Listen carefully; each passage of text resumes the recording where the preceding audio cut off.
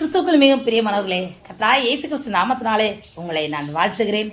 இன்றைக்கு நம்ம என்ன வேத வசனம் குறித்து பார்க்க போறோம்னா, லூக்கா 5:16 அவரோ என்று இது வசனம் ஸ்டார்ட் பண்ணப்பட்டிருக்கு. இது இயேசுவை குறித்து சொல்லப்பட்டிருக்கு.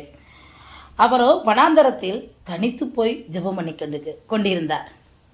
ஆண்டவர் தனித்து போய் ஜெபம் பண்ணிக்கிட்டு இருந்தார். ஒவ்வொரு நாளும் அவர் தனியாக போய் ஜெபம் பண்ணாருன்னு சொல்லி வேதத்தில் நிறைய இடங்கள்ல அவர் எழுதப்பட்டிருக்குது. தனி ஜெபம் என்பது நம்ம வாழ்க்கையில் மிகவும் முக்கியமானதுங்க. ஒரு சிலர் எல்லாரும் கூட சேர்ந்து ஜெபம் பண்ணுவாங்க, ஆனால் தனியாக ஜெபம் பண்ண அவங்க ரொம்ப கஷ்டப்படுவாங்க. நம்ம வாழ்க்கையில் தனி ஜெபம் மிகவும் முக்கியமானது. தனியாக ஜெபம் பண்ணுறவங்க அவ்வளோ சீக்கிரத்தில் விழுந்து போக மாட்டாங்க.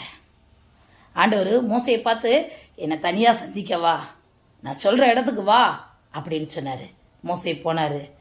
அதே போல் யாக்கோபு தனியாக ஜெபம் பண்ணார். இப்படி நிறைய பரிசுத்தவான்கள் நம்ம வேதத்தில் தனியாக ஜெபம் பண்ணியிருக்காங்க. எலியா தனியாக ஜெபம் பண்ணியிருக்கிறாரு. தனி ஜெபத்தில் ஒரு வல்லமை உண்டு. அதாவது நம்ம ரட்சிக்கப்படுறோன்னு வச்சுக்கோங்க, அது ஃபஸ்ட்டு நமக்கு அடித்தளம், பேசிக்கு. நிறைய அறைகள் உண்டு.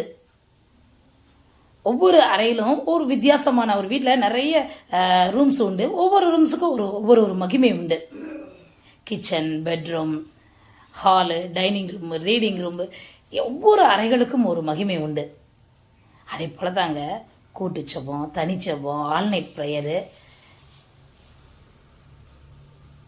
நிறைய ஜபங்கள் இருக்கிறது. ஆனால் எல்லாத்தையும் விட எது வல்லமையான ஜபம் தெரியுமா? தனிச்சபம். நீங்கள் தனிச்சபத்தில் நிற்க பழகிட்டீங்கன்னு வச்சுக்கோங்களேன், சாத்தானால உங்களை தொடவே முடியாதுங்க. தனிச்சபத்தில் வளருங்க.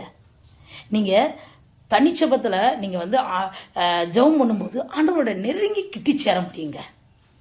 அந்த அனுபவங்களாம் உங்களுக்கு கிடைக்கும். ஆண்டவர் தொடுற அனுபவம், உங்களை நிரப்பிக்கிற அனுபவம், உங்களோட பேசுகிற அனுபவம், இதெல்லாம் எங்கே கிடைக்கணும் தெரியுமா? தனிச்சபத்தில் கிடைக்கும். நீங்கள் அப்போ தான் அதை உணருவீங்க.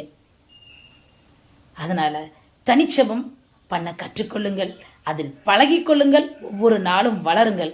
ஆமென். அந்த இயேசுவை நம்புங்கள், ஏற்றுக்கொள்ளுங்கள், விசுவாசியுங்கள். கர்த்தருடைய கரத்திலிருந்து பெரிய அற்புதங்களை பெற்றுக்கொள்வீர்கள். தேவன் தான் உங்களை ஆசீர்வதிப்பாராக. ஆமென்.